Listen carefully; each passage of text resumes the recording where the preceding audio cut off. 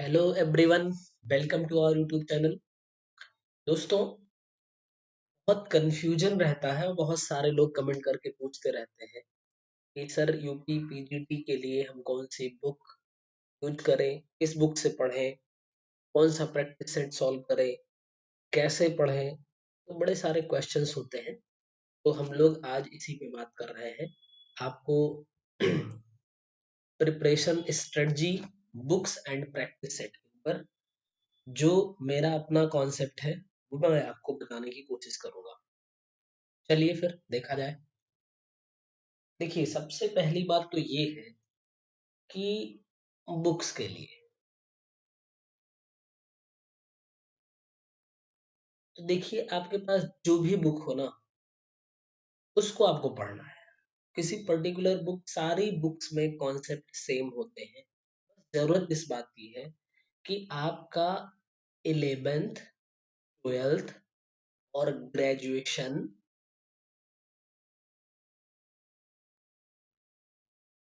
And PG, अगर आप post graduate हो, ठीक है, तो आप ये सारे स्टेप से होके पास किए हो।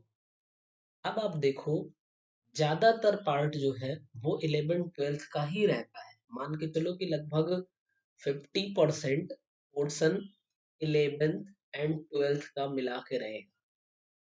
आपने क्वेश्चन पेपर अगर प्रीवियस ईयर देखा होगा, बहुत सारे लोग होंगे जिन्होंने पेपर दिया भी होगा, तो आपको ये समझ में आ गया होगा कि कोई भी बंदा अगर 11th 12th पे अच्छी कमांड कर ले, 50% क्या, 60% क्वेश्चन तक सही कर लेगा। ठीक है। जब आप ग्रेजुएशन कर लेते हो, अगर ग्रेजुएशन का भी इसमें शामिल कर लो, तो आप नियरली पहुंच जाओगे 90%। माने कि 11th 12th और आपने बीएससी अगर करी है, तो बीएससी का भी शामिल कर लो, तो 90% सिलेबस आपका, सिलेबस क्या, क्वेश्चन, मैं सिलेबस की नहीं बात कर रहा हूँ, ठीक है, क्वेश्चन आपके कंप्लीट हो जाएंगे।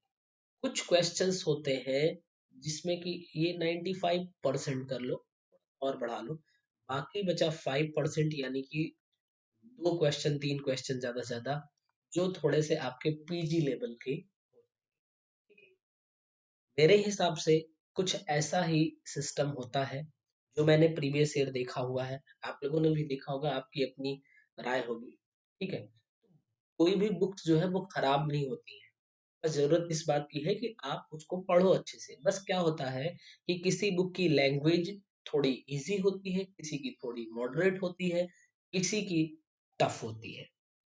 अब ये डिपेंड करता है, ये भी डिपेंड इस बात पे करेगा कि आप किस बैकग्राउंड से पढ़े हुए हो। अगर हिंदी बैकग्राउंड से लोग पढ़े होते हैं, जैसे इंटरमीडिएट हिंदी बैकग्राउंड से हैं, बाद में उनको चीजें इंग्लिश में मिल जाती हैं। और अच्छी बुक्स जनरली जो है ग्रेजुएशन में, वो सब की सब इंग्लिश मीडियम में ही मिलेंगी। ठीक है। तो इन सब का इफेक्ट आता है थोड़ा सा। फिलहाल आपको करना क्या होगा, सबसे पहले ये बुक्स के लिए मैंने बताया, तो बुक्स के लिए जरूरी है कि आप 11th 12th की स्टैंडर्ड बुक, जिसको आप जनरली एनसीईआरटी बोलते हो, ठीक है, पे एक अच्छी कमांड बनाओ। इसके पीछे जितने क्वेश्चन सॉल्व होते हैं, वो क्वेश्चन, ये नहीं कह रहा सॉल्व करो, बट आप इतने अच्छे से पढ़ो कि वो सारे क्वेश्चन आप सॉल्व कर सको। ठीक है। क्वेश्चन सॉल्व नहीं करते हैं लोग, बस नोट्स पढ़ते जाते हैं, नोट्स पढ़ते जाते हैं, या बुक्स में चैप्टर्स को पढ़ लिए। ये थोड़ा सा क्या है कि आपको नॉलेज हो गई उस चीज की, बट आपकी जो क्वेश्चन सॉल्विंग एबिलिटी है वो डेवलप नहीं। तो जरूरी इस बात की है कि आपको प्रैक्टिस भी साथ साथ करनी होगी। 11th 12th की बुक आप पढ़ जाओ, एनसीईआरटी पढ़ लोगे, बहुत कॉन्साइज है। इसको लोग क्यों बोलते हैं एनसीईआरटी को ही क्यों पढ़ो, भाई जो रेफरेंस बुक आती है, अगर अच्छी क्वालिटी की रेफरेंस बुक लेते हो आप, तो उसमें भी तो सारी चीजें रहेंगी जो एनसीईआरटी में है, बल्कि एनसीईआरटी से ज्यादा डिटेल में उसमें रहता है। बट एनसीईआरटी को ही लोग क्यों प्रेफर करते हैं, बात नंबर एक कि ये बहुत स्टैंडर्ड वे में, बहुत कॉन्साइज वे में लिखी गई है। आप उसको बहुत कम समय में पढ़ सकते हो और बहुत ही स्टैंडर्ड तरीके से लिखी गई। दूसरी बात, अगर आप इसको खरीदने जाते हो तो बहुत इसका सबसे लोवेस्ट प्राइस में ये आपको बुक मिल जाएगी अदर रेफरेंस बुक के कंपेरिजन में। तो ये बेस्ट बुक मानी जाती है। बीएससी के लिए यानी ग्रेजुएशन में आपके पास फिजिकल, इनऑर्गेनिक एंड ऑर्गेनिक तीनों में से कोई सी भी बुक हो, आप उसको फॉलो करो। मैं बुक की बात कर रहा हूँ। बहुत सारे लोग क्या है कि स्टडी मटेरियल जो छोटे-छोटे पढ़ लेते हैं, तो देखिए उसमें आपका हो सकता है कि कुछ पार्ट छूट जाए क्योंकि जब कोई पर्टिकुलर स्टडी मटेरियल बनाया जाता है, तो वो किसी पर्टिकुलर यूनिवर्सिटी के अकॉर्डिंग बना लेते हैं। जैसे वहाँ का सिलेबस क्या है, वहाँ कैसे क्वेश्चन पूछे जाते हैं। यहाँ पे तो आपको ऑल ओवर चीज़ें देखनी है, यूपी बोर्ड के हिसाब से देखना है। तो बेहतर ये है कि कोई स्टैंडर्ड बुक आपकी ग्रेजुएशन की हो, आप उसको फॉलो करो। जैसे फिजिकल और इनऑर्गेनिक के लिए बहुत अच्छी बुक मानी जाती है, पुरी, शर्मा एंड पठान।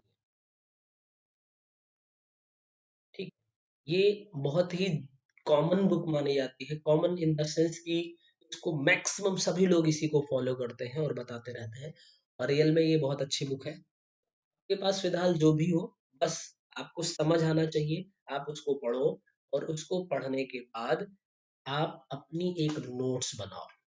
आप खुद की एक नोट्स बनाओ। यहाँ से जो आपने 11th-12th और ग्रेजुएशन का जो भी बुक्स आपने पढ़ी, अब पढ़ना कैसे है हम लोग अभी उस पे बात करेंगे, ठीक है? तो उसकी आप नोट्स बनाओ, ये बहुत हेल्पफुल रहेगा। अब उसके बाद क्या है कि आपने इन चीज़ों को पढ़ लिया।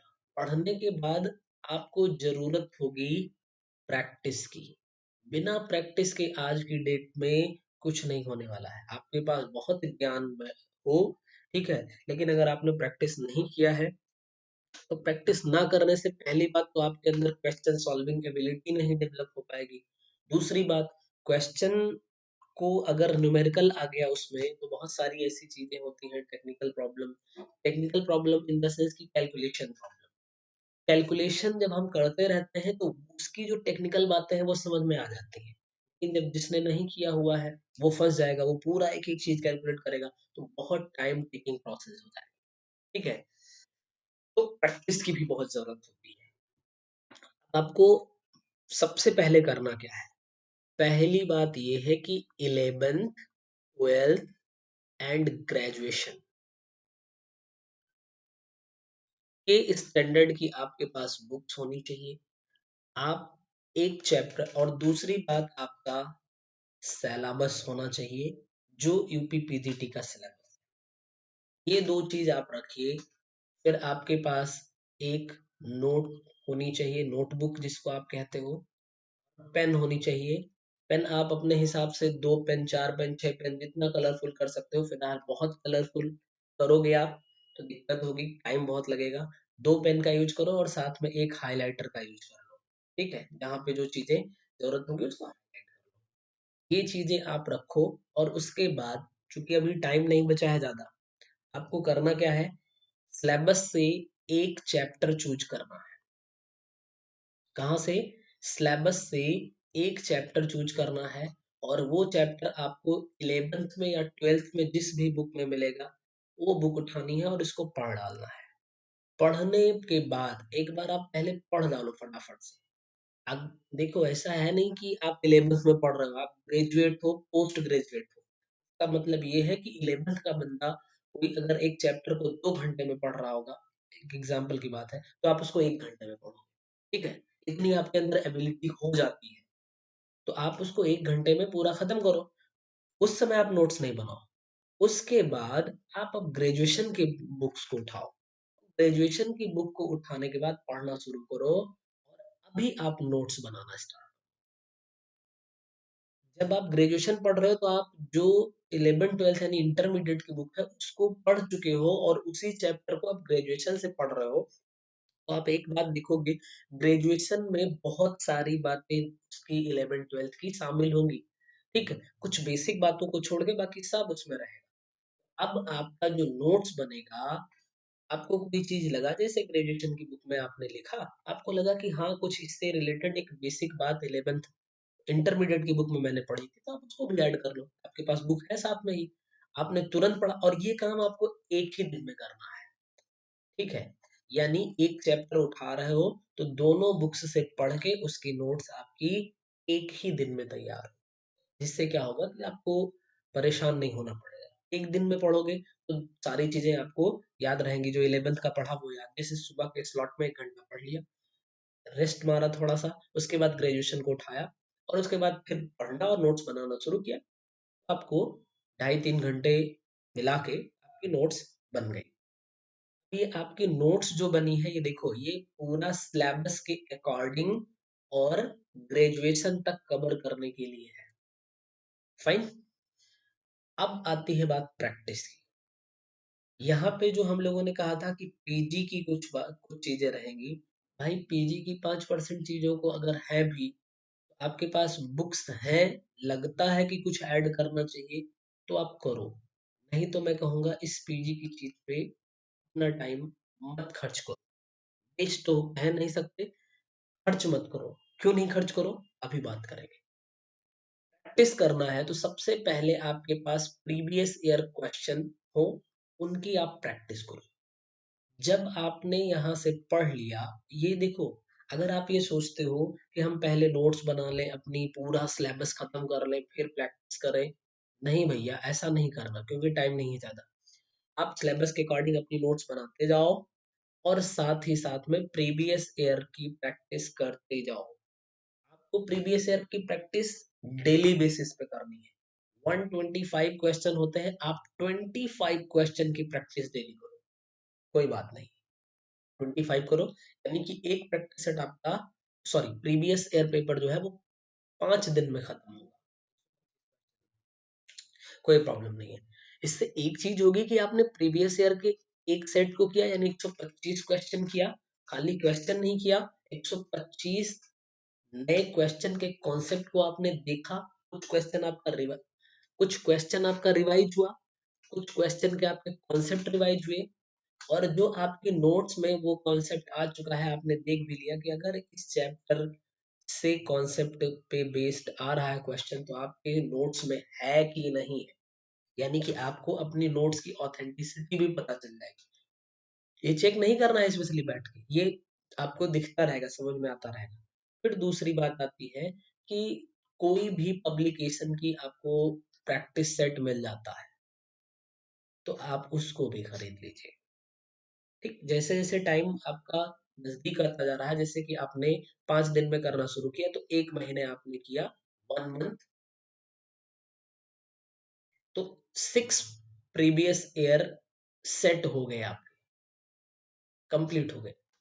6 प्रीवियस ईयर में जैसे कि 2021 हो गया, 2016 हो गया आपका, 2014 हो गया आपका, 2013 हो गया, 2011 हो गया, 2010 हो गया।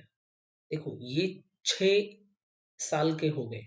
इससे बहुत ज्यादा पीछे करने की भी जरूरत नहीं है, आप करना चाहो कर सकते हो, ठीक है, पर बहुत ज्यादा करने की भी जरूरत नहीं है। इतने में आपका बहुत अच्छा कलेक्शन हो जाएगा। ये आप कर चुके हो 1 महीने, अगले महीने से अब आपको कंप्लीट एक सेट करना है।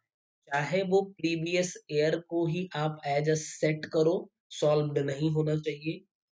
और दूसरी बात, आप प्रैक्टिस सेट करो। अगर आपके पास एक प्रैक्टिस सेट भी है, तो प्रीवियस ईयर एक दिन करो आप प्रीवियस ईयर को, एक दिन करो आप अगला प्रैक्टिस, फिर से आप दूसरे दिन दूसरा प्रैक्टिस सेट करो, और तीसरे दिन ये। अब यहाँ से जो सिलेबस के अकॉर्डिंग जो चैप्टर आप पढ़ते जा रहे हो, वो तो उसके क्वेश्चन आपके 100% सही होने शुरू हो जाएंगे। जहाँ पे आप नहीं पहुंचे हुए हो, वहां पे आपको थोड़ी सी दिक्कत होगी, कोई बात नहीं, लास्ट तक वो चीजें कवर हो जाएंगी। एक बात मैं आपको और बताना चाहूंगा, आपको जो लगता है कि जिस चैप्टर जो आपका स्ट्रॉन्ग पोर्शन हो, ठीक है, जो आपका स्ट्रॉन्ग पोर्शन हो, उस पोर्शन को आप जल्दी से कवर कर दो। यानी कि उसमें अगर आप नोट्स ना भी बनाओ तब भी चलेगा। जैसे इनऑर्गेनिक के कुछ चैप्टर्स होंगे, ऑर्गेनिक के कुछ चैप्टर्स होंगे, फिजिकल के कुछ, तो अगर उसमें आपको लगता है कि आपको आता है चीजें, बस थोड़ा सा रिवाइज की जरूरत है, तो एक बार उसको फटाक से रिवाइज करो। ऐसे तो आपको 5-6 चैप्टर मिल जाएंगे जो आप 2 दिन में कवर कर लोगे। तो उसका फायदा ये है कि आपको उसको, अगर आपको नोट्स में जोड़ना है तो उसको सबसे लास्ट में जोड़ना, लेकिन वो 5-6 चैप्टर आपके रिवाइज कर लेने के बाद जब आप क्वेश्चन करना डेली करोगे ना, तो वो 5-6 चैप्टर के कॉन्सेप्ट आपको याद रहेंगे पूरे टाइम और आपका क्वेश्चन गलत नहीं होगा यहाँ से। और उसका टाइम जो है, जो आप 5-6 दिन में करते, मानिए कि 6 चैप्टर 6 दिन में करते, वो काम आप 2 दिन में कर लिए हो। 4 दिन आपका बच गया है। तो 4 दिन आप ऐसे चैप्टर को दे पाओगे जो थोड़ा-सा आपका कम अच्छा था, यानी थोड़ा कम स्ट्रॉन्ग था। तो अभी आपकी नोट्स भी बन जाएगी, प्रैक्टिस भी हो जाएगी और ये काम आपको जुलाई एंड अगस्त इस 2 महीने में मिला के कंप्लीट कर लेना है। ये आपके लगभग 62 डेज़ हो जाएँगे। 62 डेज़ में आपको सिलेबस भी कंप्लीट करना है। अगर आप एक चैप्टर 1 दिन में करते हो, कोई चैप्टर बड़ा है उसको 2 दिन 3 दिन कर लोगे, कोई प्रॉब्लम नहीं होने वाली है। इंटरमीडिएट के अकॉर्डिंग जाओगे तो आपको लगभग कितने मिल जाएँगे? 30 चैप्टर शायद मिल जाएँगे, ठीक है? 30 या 31 चैप्टर। लेकिन अगर आप जाओगे पीजीटी के अकॉर्डिंग तो आपको नियरली मिलेंगे 47 टू 48 टॉपिक। तो मोटे तौर पे हम 50 टॉपिक मान लेते हैं। 50 दिन आपको चाहिए पढ़ने के लिए। आपके पास है 60 दिन, 62 दिन। इस 62 दिन में आप अच्छे से पूरा सिलेबस कवर करो, उसकी नोट्स बनाओ और ये प्रैक्टिस का काम साथ ही साथ चलने दो। आपका पेपर जो है सितंबर में ही होगा। ज़्यादा चांस है कि सितंबर लास्ट में हो। इससे डिले होता है तो आपके लिए फ़ायदा है, लेकिन सितंबर से पहले तो नहीं होगा ये पूरा चांस है। तो आप इन 2 महीने में अपनी प्रिपरेशन करो और सितंबर का जो टाइम बचेगा, वो आपका सिर्फ़ क्या होगा रिवीज़न का और साथ ही साथ प्रैक्टिस का। आपकी इससे तैयारी एकदम बेहतरीन हो जाएगी। जो क्वेश्चन जैसे आपने यहाँ पीजी वाला छोड़ दिया था, इसकी भी बात कर लेते हैं हम लोग। तो अब देखिए, आपकी नोट्स बन गई। ये आपने जुलाई अगस्त के महीने में कर लिया, साथ-साथ आप प्रैक्टिस कर रहे हैं, ठीक? अब नोट्स भी बन गई, प्रैक्टिस भी बन गई। अब आप इसके बाद जब आप नोट्स की रिवीजन करोगे और साथ में प्रैक्टिस करोगे, तो आपको जो नया क्वेश्चन मिल जाए, क्या? जो न्यू क्वेश्चन मिल जा रहा है, जिसका कॉन्सेप्ट आपके नोट्स में नहीं है, तो आप उसको फटाक से अपनी नोट्स में क्या कर लेंगे? ऐड। तो उसको आप अपनी नोट्स में ऐड कर लेंगे, तो आपकी नोट्स और बढ़िया हो गई और जो चीज़ें यहाँ से छूटी हुई थी, वो भी नोट्स में आ जाएँगी। ठीक है? ते आप एकदम बेहतरीन प्रिपरेशन कर पाओगे। ये है आपकी खुद से करने वाली प्रिपरेशन। अगर आप कहीं कोचिंग जॉइन कर रहे हो या किसी की स्टडी मटेरियल से पढ़ रहे हो, तो वो आप पे डिपेंड कर रहा है कि आप ये देख लो कि कैसा स्टडी मटेरियल है, सिलेबस के अकॉर्डिंग है कि नहीं है। तो स्टडी मटेरियल अगर आपको मिल रहा है तो आप उससे पढ़ो और साथ में प्रैक्टिस करो। बिना प्रैक्टिस किए कुछ नहीं होने वाला है, ठीक है? तो जो लोग खुद से पढ़ना चाह रहे हैं उनके लिए ये चीज़ें हैं। जो लोग कहीं कोचिंग जॉइन किए हैं, तो उनको तो वहाँ कोचिंग से गाइडेंस आई होप कि इन चीज़ों से आपको थोड़ा-सा हेल्प मिली होगी, ठीक है? मिलते हैं हम लोग क्लास में। अच्छा एक बात और कि हम लोग डेली 9:30 पीएम पे डेली क्वेश्चन की प्रैक्टिस करते हैं, जिसमें हम लोग 15 क्वेश्चन ले रहे हैं और ये मिसलेनियस क्वेश्चन होते हैं। आप अपनी तैयारी करते रहिए और यहाँ से 25 से 30 मिनट लगेंगे लगभग। ये आप 9:30 बजे लाइव क्लास में जुड़ सकते हैं, ठीक है? तो अगर आप चैनल पे नए हैं तो प्लीज़ चैनल को सब्सक्राइब कर लीजिए और हम लोग फिर मिलेंगे नए वीडियो में। Thank you very much.